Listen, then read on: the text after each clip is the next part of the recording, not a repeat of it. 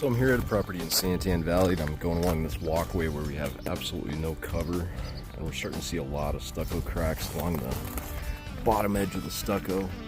It's usually from roof runoff, hitting that sidewalk, splashing back up onto the concrete or onto the stucco, and then drying and causing problems with the stucco. So we're going to get some discoloration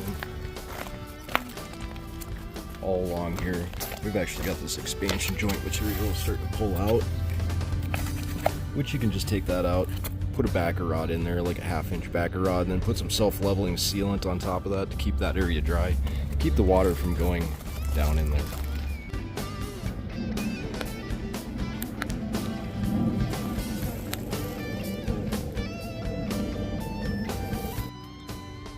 We've kind of got the same thing on this side. I know from running the sprinkler timer this morning that we've got some major leaks around that manifold there with 2 zones in it.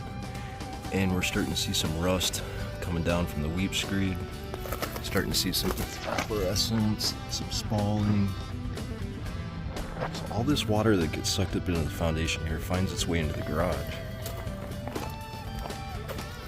And it shows up in the form of a crack, or it shows up in form of efflorescence, which is all that white powdery stuff right there.